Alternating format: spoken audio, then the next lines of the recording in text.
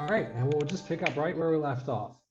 So if you were with us last time, we are getting through the 7th chapter. And as we mentioned before, the 7th chapter is one of the longest chapters, if not the longest chapter in the book.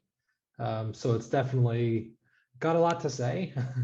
And we've been going through it piece by piece. And what we've been seeing is actually he's been discussing, kind of taking some time to discuss a certain idea. And the idea primarily is how a person should act when they're not necessarily going to be accepted for their opinions or for who they are. How to be accepted in a society that's not necessarily your own. That seems to be what he's talking about. He puts this as a dialectic, as kind of a this or that between a righteous person and a wicked person. At the same time, he also uses terms as chacham and kasil. Those are our go-to wise person or fool. So we've got this kind of two possibilities going on. And that's how he's presenting this case. We will start, let me get the share screen going. Actually, before I do that, let me just put the link in the chat here. Okay, there's that. That's the link in the chat for our website, the Poor and Kollel. That's if you'd like to recap any classes or you missed anything, please feel free to go over there, and all classes should be up there right now. So that's that. Now let's head over to the share screen. Okay, there it is. Give me 1 second here, get my own screen set up. All right, and we are now in this verse. I tried to make it as big as I possibly could. So this is now verse 15. We actually, we started verse 15 last time, which was 3 weeks ago, but we'll go over it right now. In the verse before this, he told us a very interesting thing. He said that on a good day, be good. And on a bad day, a person should look, should see, okay? Kind of a play on words like he likes to do. He says, B'yom tov hayeh b'tov. On a good day, be good. U'b'yom ra'ah re'eh. And on a bad day, he doesn't say be bad, he says that you should look. You should have your eyes open. And the way we understood that was that when a person's in a situation where being good is easy, then take advantage, obviously. If you live in a time, let's say, where the people around you are accepting of your desire to be good, to improve yourself, then take advantage of that. Whether that's spiritually, whether that's in your interpersonal relationships, whether that's in any other way you want to look at it, take advantage of opportunities when being good is acceptable, I would say. Okay. However, there's other times, there's bad times, bad days. And those times, the job of a wise person is not to become bad. God forbid, you would not want to you wouldn't want to lower yourself to the standards of the day if the day is not at a good standard. But what you want to do is you want to close your mouth and open your eyes. That's kind of the way we looked at it. Instead of shooting off your mouth and just saying everything, and you have to learn how to be tactful with things you want to say. And so he's continuing in that vein right over here with verse number 15. He says, Et hakol ra'iti b'mei havli. I have seen everything in my days of Hevel. Okay, we've talked many times about Hevel. Hevel, again, being this idea, usually it's translated as futility, but we kind of go for a different understanding that Hevel is referring to things that are difficult to get anything good out of, but there's potential for some sort of good to come out of them. So I've seen everything in my days of Hevel. It's curious why he picks that over here. All right, but I've seen everything in my days of Hevel. Yesh tzadik oved b'tzidko. There is such a thing as a righteous person lost in their righteousness. V'yesh rasha ma'arich b'rato. There's also such a thing as a wicked person who is able to stretch out their wickedness. Okay, ma'arich, I'm sorry, ma'arich again, the shoresh, the root word over there is aleph, resh, chet, chaf, I'm sorry, which means to lengthen, to literally to stretch out. Okay, and the way we looked at it last time we were together was that unfortunately, if a tzaddik, we're talking about a righteous person, so really they're right. Really, they're objectively correct in everything that they're doing, let's say. But because they are sticking to it and because they don't learn how to be tactful, they can get lost in their righteousness. They and their righteousness, I would say, would get lost. Okay, they would lose the ability to make an impression on the people around them, to be influential to the people around them. They lose that opportunity because they are sticking to their guns to the point of losing the attention of other people. Okay, or losing the respect of other people. So that's why, as he says in the last verse, if a person wants to be influential, you have to learn how to open your mouth in the right times. On good days, be good. We also have to be able to utilize other traits in times when it's not accepted. Okay. Obviously, that's not to say that a person shouldn't speak up when things are going bad, but you have to learn how to do it tactfully. Right? I guess with the main idea. And he says, as opposed to the Rasha, the wicked person, will take the same time, that ra'ato, that time of ra'a, that time of evil, of wickedness, and will grow from it. They'll thrive in wickedness in times when that is what's desired, when that's what people are going for. Yeah. Every generation could probably say on themselves that they're both of these things, that they're good days and that they are the good days, or they are the bad days. You know, it's just a reality that people live in different realities, and one person's bad time is also somebody else's good time. But anyway, so that's the idea that he seems to bring out over here. One thing that I don't think I got to mention last time was that don't think that you should drop your level of righteousness. And we're going to discuss that actually more in the coming verses. But the sages over here have another understanding of this phrase, Yesh Tzadik Oved B'Tzidko, that there's such a thing as a righteous person who gets lost in their righteousness.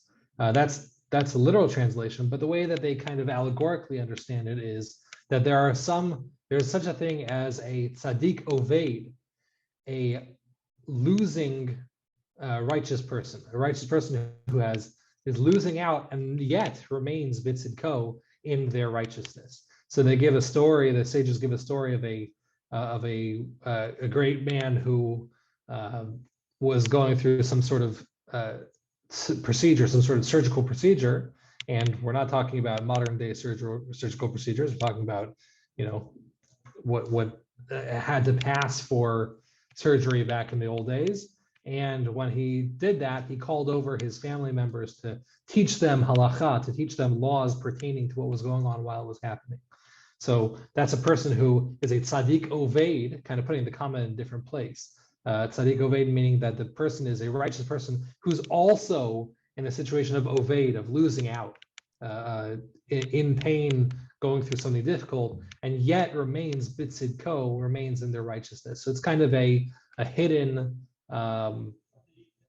message to a person to do what they can to not just survive, I would say, not just survive through difficult times, but also learn how to thrive through them. And that's very difficult. It's very difficult to go through something difficult in your own life and to grow while it's happening, I would say. It's easier, I would think it's easier to grow from something after the fact. But to grow through something while it's happening is very difficult. To take those moments and say, this is something to grow from. So anyway, just a thought. But that's what we have over here. Right? That's what this verse is saying, is that you can have two people, the same situation, but because the tzaddik because the righteous person does not learn how to be tactful, they get lost. They lose their ability to influence and to encourage goodness in their time, as opposed to the wicked person who's going to take that same time, take full advantage of it, and go the distance with it. And that is not something that's good. And here, now we're going to move into verse number 16, and we get to one of those verses that the rabbis had a very difficult time with. And we mentioned this a number of times already, that there was a discussion while the sages were, I guess, canonizing the Tanakh, the 24 books of the Tanakh. There was a discussion as to whether or not to include the book of Kohelet, because as we've seen many times already, the book, although it's pure wisdom and it's definitely all correct, but there seems to be things that contradict each other, that contradict what we would think to be Torah values. Now, obviously, the explanation is you got to look and understand what King Solomon was saying, but that's a lot to expect from people. And so the sages were concerned that if we kept Kohelet as part of the canon, you'd end up with people reading some of these verses and being led astray. And this is a great example of one of those verses. This is actually one of those ones that's specifically mentioned. And he says like this. This is verse number 16 again, chapter 7, verse number 16. It says, and he says, Al tihit tzadik harbe, do not be overly righteous. Val titchakam yoter, and don't be very wise. Lama tishomein, because why should you find desolation? Why should you become desolate? All right, let's read that one more time. Al tihit tzadik harbe, do not be overly righteous. Val titchakam yoter, and do not be particularly wise. Lama tishomein, because why should you end up in desolation? So obviously that's a verse that's going to be difficult to understand, especially if you're the sages trying to figure out what belongs in the Tanakh or not, right? And this is going to be very difficult. The sages over here, they look at it and they say, actually, they have an interpretation of the following verse, which says the opposite. But yeah, it's a difficult verse. It says, don't be overly righteous. So what? The Torah, the word of God is telling me not to be overly righteous. That doesn't sound correct. But the sages already, they express an interpretation of it. I'll get to that exactly what they say afterwards, after we go in our system over here. But you can see obviously again why this would be a difficult verse for them to contend with.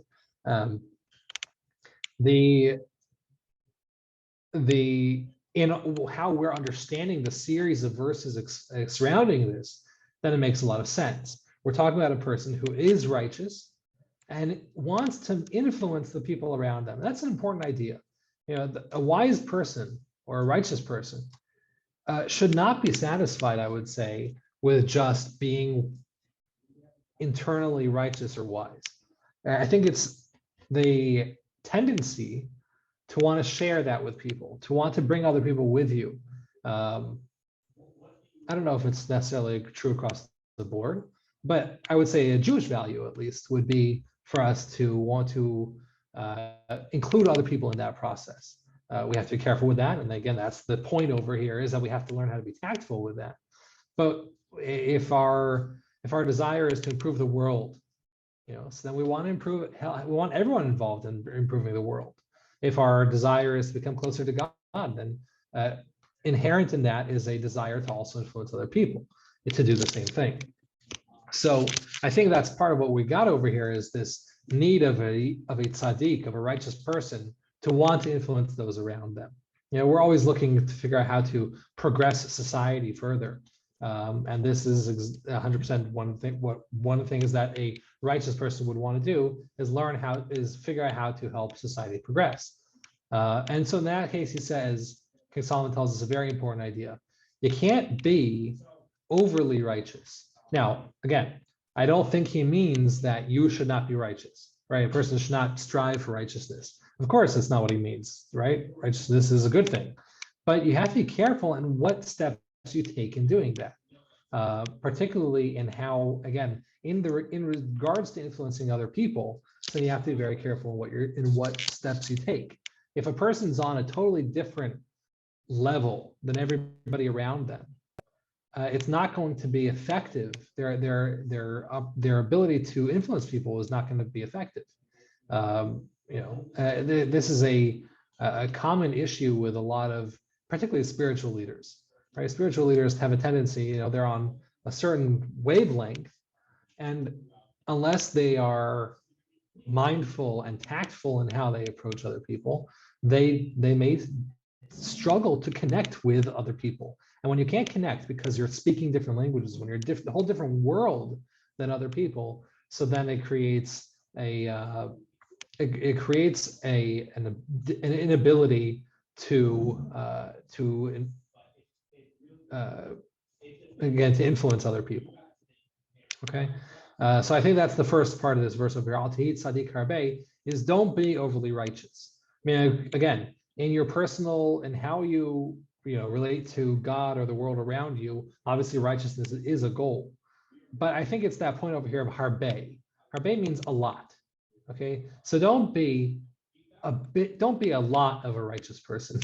Again, a strange thing for King Solomon to be telling us, the wisest of all people to be telling us. But again, in the context of influencing other people, then yeah, you have to make sure that if you want to play that role of being an influencer, then you're going to want to be, at least you want to make sure you don't present yourself as a righteous person who's way beyond the people around you. And in the same way, we've got the next three words, which is va'al titchakam yoter, do not be overly wise. I think this is, in fact, I would say this is almost more important. I don't know, maybe it is or maybe it isn't.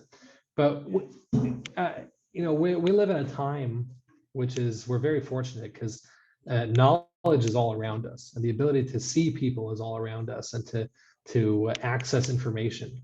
I'm always blown away by that. But you can find interviews on YouTube with some of these big eggheads, the real intellectual people from the top universities and the like. And sometimes they really can't understand what they're talking about. And I think that's a very important thing, is you can be really smart. The person can be really, really wise and really, really smart, but they're not going to know how to relate to your average, your lay person, I would say. And I think that's a big deal. If you want to influence other people, you could perhaps floor them with your wisdom, but I don't think it's going to have a lasting effect that the person's expecting. It's interesting that there's a difference here between righteousness, where he says, Al tahit tzaddik harbe, don't be much of a tzaddik, don't be much of a righteous person. This is al titchakam yoter, don't be overly wise. So there's kind of a difference over there. They're similar, it's intuiting a similar idea, but it's not necessarily the same. In Hebrew, the shift in words is important to us. So you have over here where he's saying you do want to be very careful in how you present yourself as a righteous person, right? Don't be overly righteous, or don't be much righteous, which is not proper English, but you don't want to be a righteous much, okay?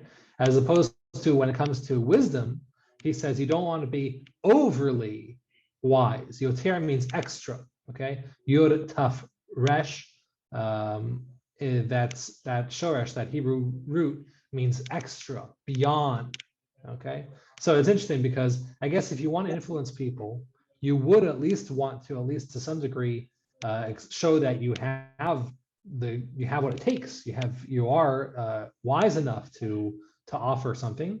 But when it comes to righteousness, you actually kind of want to be careful about how much you express in that. Is he not really saying in kind of colloquial English, don't be holier than thou, and don't be a know-it-all? Yeah, that seems to be what it is. That would be, I would say, probably the best way to put it.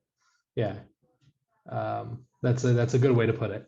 Yeah, absolutely. And then it's interesting because he says, what's the outcome? I thank you, Steve. I appreciate that. That's yeah. He says, don't act with a righteousness that's holier than thou, and also you don't want to be too smart for yourself. And he ends off with saying, what's the outcome of a person does that? Lama tishomem. Why should you become desolate? So shemama, this shin mem mem, it's actually a pretty rare root, I would think. I can't think of how often it comes up in what I know, but it's not exactly a very common root word. But the idea is desolation. All right, so shemama is something that's desolation, right? So something that's just fallen out of disrepair to the point where it has no practical or functional value anymore. And that seems to be what we're talking about, is this relationship. You've got something that's got a lot of value. This person's actually a righteous person, or actually a very wise person, has a lot to offer. But without using tact and without knowing how to express that properly, what you end up is with something that's shomeim, that is desolate. It has so much potential, but it's broken down. It really falls apart. Okay. So again, a very interesting verse, and a very strange verse to hear coming from the mouth of King Solomon, right? Don't be overly righteous and don't be overly smart. And again, at first glance, and as the sages had struggled with, they said, "Wow, that's a hard verse to allow to allow your average Tom, Dick, and Harry to, we're putting out a book that everybody's going to be able to open." We just read it in the synagogue on last Shabbat. Right? I'm losing track of what day of the week it is. Yeah, 2 weeks ago, or a week and a half ago, right? We read it in the synagogue. So you've got every synagogue in the world, and they're hearing King Solomon say, "Don't be overly righteous." And that's, again, they had to really weigh that out and decide whether or not that was an appropriate thing for people to listen to. And they decided on yes, because I guess they have a lot more faith in us than I would perhaps have. But again, this is in the context, it makes a lot more sense. In the context, he's saying, learn how to be tactful. Don't live, if you want to be influential to other people, you can't live on a different wavelength and different world than they are. You want to be with the people, with the people that you're trying to influence. And the other issue that they had with this verse, the other issue that the sages had with this verse, is the following verse, because as King Solomon also does, another issue that they had with the book at first glance was that he goes and contradicts himself a lot, where he'll say one thing in one verse, and he'll say a contradicting verse, usually a couple chapters away. Here it's one right after the other. And he says, Al tirsha harbe. Let's take a look at this. I'm sorry, this is verse number 17, so chapter 7, verse number 17. And he says, Al tirsha harbe. Do not be overly wicked. Va'al tihi sachal, and don't be a fool. Lama, why tamut below itacha? Why should a person die before their time, or not within their appropriate time? Okay, and that's also a very kind of strange. It's almost like a non sequitur. So let's see that one more time. It says, Al tirsha harbe, do not be overly wicked, right? Va'al tihi sachal, don't be foolish. Different word for fool, by the way. It's a different word for fool than the fool we've had previously. Usually we have kesil, which would have these two letters flipped, the chaf and the samach.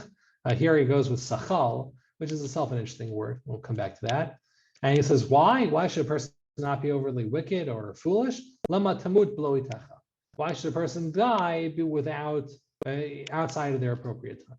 Okay, so obviously we've got a contrast over here. Let's look at the two verses side by side. All right, if we look at both these verses, we've got a contrast. We've got on verse number 16 says, don't be overly righteous. Verse number 17 says, don't be overly wicked. Okay, so you got that kind of balancing act. He says, Al titchakam yoter, don't be particularly wise. And he says, Al tisachal, do not be a fool. Okay. So, and both of these, he gives a a end game for those, right? Being overly righteous, a person will end up with desolation. Nobody will listen to them. They can't influence the people that they're trying to influence. And this one, the second one of wickedness and foolishness, he says, why should a person die outside of their appropriate time? So let's take a look at this verse over here just by itself. Sorry, let's just take a look at this verse here by itself. Okay. So there's a number of interesting things that immediately pop up with this verse. So it's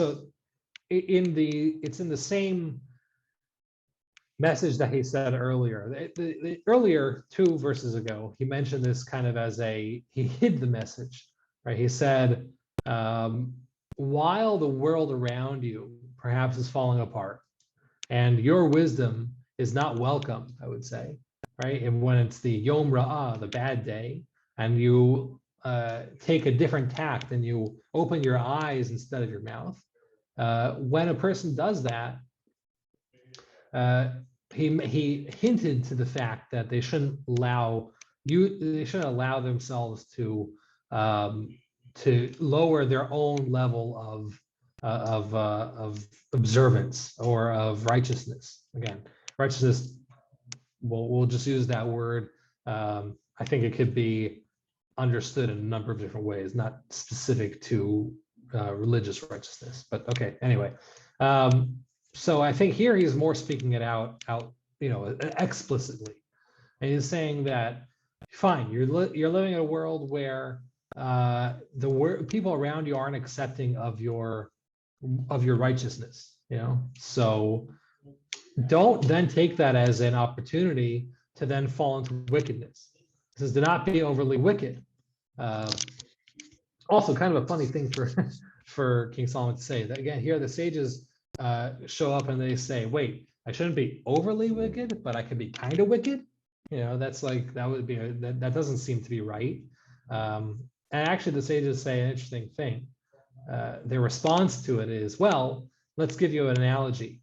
If a person eats a clove of garlic, and so their breath smells like garlic, what, they should eat another clove of garlic? Of course not." And it's kind of that's all they say. They stop there.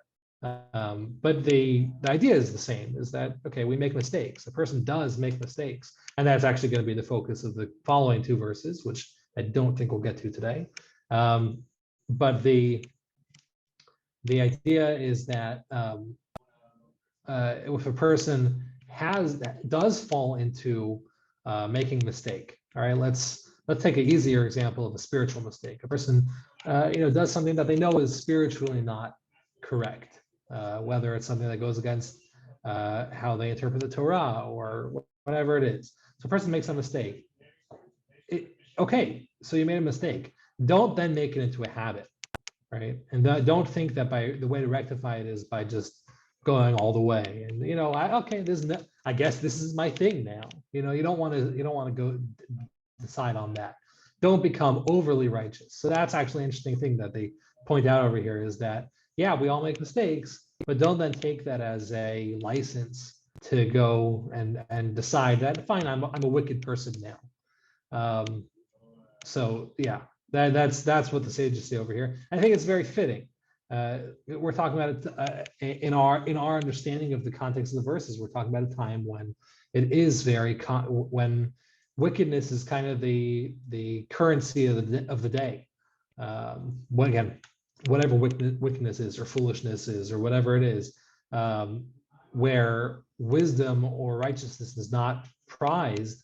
So don't take that and decide then, okay, well, I have to influence people, so I might as well be the most wicked person around. No, that's not a good idea. That's sacrificing your values, and that's a whole different animal, right? It's one thing to want to influence people because you value certain things, and that you have to be tactful. That's what he says in the last verse. Here we've got a whole different thing going on. You're going to sacrifice your values to influence people. What are you influencing them for? So one thing that has to remain with a person is their value system. Is that they say, like, these are things that are holy to me, sanctified to me, and things that I don't want to allow myself to fall into. So that would be kind of the idea over here, is that while a person should not, on one side, you have to figure out how to not be self-righteous or holier than thou or anything like that when dealing with other people, but don't let that then affect your values. That seems to be what he's saying over here, at least in the first part here. Do not become overly wicked. And then he says, do not be a fool. Again, fool over here is not our typical fool. Usually his fool is kasil, which is a fool. We've said that the idea of kasil seems to be that they're blocked off. It's like they have a layer of something blocking them from being open-minded or having their ears open or anything like that. This is sakal. Sakal just actually means actual inherent foolishness, I would say, as opposed to learned foolishness or ignorance, perhaps, is what a kasil is. Sakal seems to be actual foolishness, like a person is just being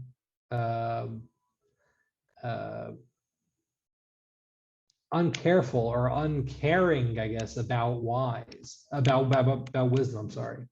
So that seems to be the difference over here. So a person should not be wicked, be overly wicked. Okay, again, obviously we all make mistakes, but you shouldn't let that become a habit. But also, don't be an idiot, I guess, is the best way to say. Don't be a fool. Don't be somebody who just lacks wisdom entirely. Now, how would you, if a person doesn't have wisdom, so then how would you make sure you don't, act like a fool? I don't know, right? Well, obviously we're talking about somebody who's in the process of striving for wisdom and hoping to achieve wisdom. So that person should not act like a fool. I think we see this a lot, especially in social media, for example. We have people who want to influence other people, and they will go to the depths of depravity or the depths of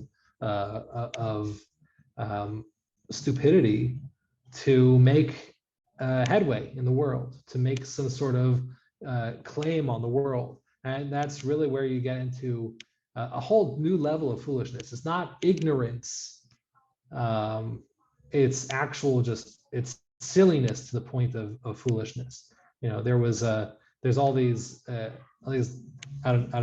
always heard about these YouTube trends, things that different people would do on YouTube and then challenge other people to do. And there were some really stupid ones, things that people would do that would actually hurt themselves physically, all for the sake of a couple likes or a couple clicks or, and I think that's really what he's saying over here is don't be that type of fool, Okay, a person could be lacking in knowledge. That's just their lot in life, I guess. But to be a clown is not a good idea, especially if that's how you want to influence people. That's how you want to stake your claim on the world. That's not a good idea. And obviously, he takes the time kind of to the extreme over here. He says, "Why should a person die outside their time?" That's actually something that we've seen. We've seen a number of these people who, for the sake of a couple minutes of fame or some sort of some way of getting attention, they take things to a very extreme place, and we've seen people die from stupid stunts, foolish ideas that they've taken too far. So obviously, again, King Solomon is giving us the extreme outcome. That foolishness is a bigger issue than being, if you want to be too smart, okay, you might not have any friends. You would be desolate, right? You have no influence on people. But don't take it the other way where you lose your sense of propriety and become a clown or anything like that, because that could lead to something totally different. That could lead to actual, harm for you, for yourself, or other people. So why should a person die outside of their time? That seems to be what he's saying over here. As I mentioned before, the words make a difference over here. And looking at these two verses side by side, I noticed that there's two fascinating differences. And that is that over here in verse number 16, he says, Al ti tzadik harbe, do not be overly righteous. Okay, do not be an overly righteous person. Okay, that's the object, subject. I always get those confused. We're talking about the person should not become overly righteous. And then in verse number 17, he says, do not be particularly wicked, but he doesn't have that word tihi over here. Here he says, al tihi tzadik, do not become a tzadik harbe. And here he says, al tirsha harbe, do not be or do not act with extreme wickedness or high levels of wickedness. I think that's interesting because when it comes to the righteous, when a person is righteous, it defines them. It seems to be the what we have over here is al-tihi, it defines the person. Haya means that you are, something is. So tihi would mean that it defines the person.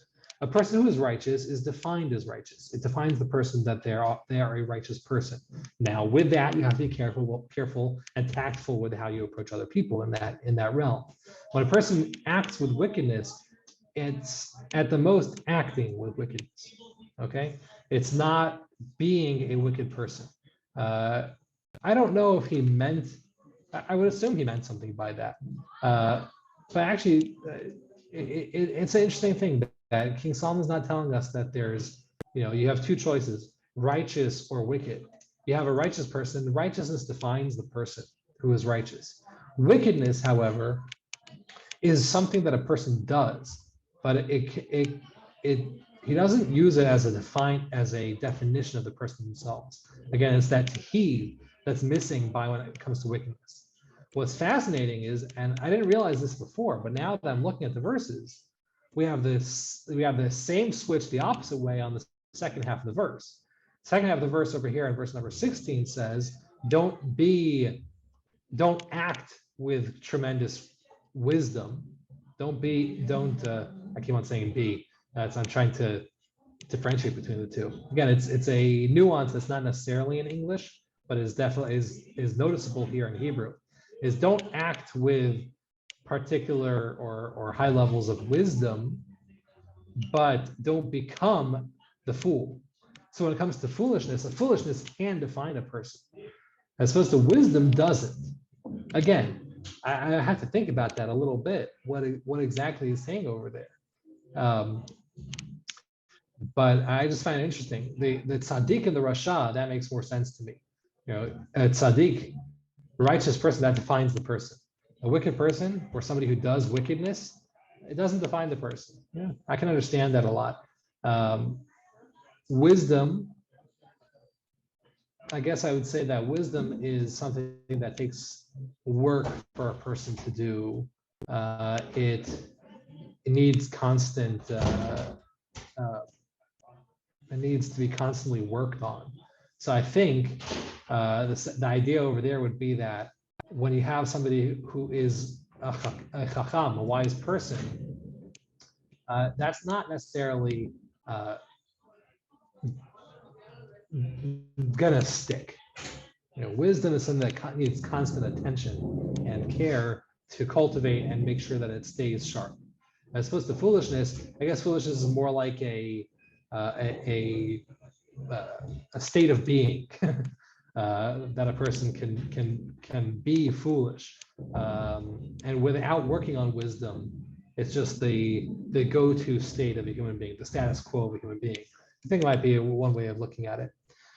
Before we sign off, I just want to point out one other explanation of this verse number 17 over here, just on this verse by itself, verse number 17, not going back on verse number 16. The Mitzudah, who's one of our go-to commentaries over here, he actually says that the term rasha is not referring to wickedness over here, but anxiety, which I've never seen before. But he brings a proof to it. He brings other places in Tanakh where the idea of rasha actually refers to anxiety. And he says, do not become overly anxious, but also don't be a fool. So don't let anxiety rule your life and stop you from living your life.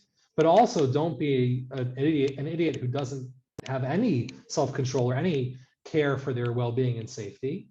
And it kind of fits better with the end of the verses. why should a person die outside their appropriate time? Both those things are things that would that can cause very tremendous detriment to a person's health. Over being overly anxious or being overly foolish. So it's actually kind of fits better in the sense of the verse itself. I don't know if it fits so well in the series of verses, in the context of the series of the verses around it, but I found that to be a fascinating explanation, kind of in the 11th hour over here, about another explanation of what this verse means, not to be overly anxious, and at the same time not to allow yourself to be foolish. Rabbi, if you're gonna yeah. use that interpretation, it might make sense to go back to the other instances of Rasha and see what it looks like when you use anxiety instead of evil. Yeah, I would definitely. That would be a lot of work to do that, but it would be interesting to do that. I would have to take some time and go through. He actually has avoided for most of the book. He avoided using terms like tzaddik and rasha. It's actually only recently that he started using them. So I would have to. I think only a number of times he's used it so far. But it would be definitely interesting to see if we could reinterpret a number of verses that way. Yeah. I'm going to go back into the main session now. We're a minute over time, so thanks for your patience. And God willing, I should see you all here next week.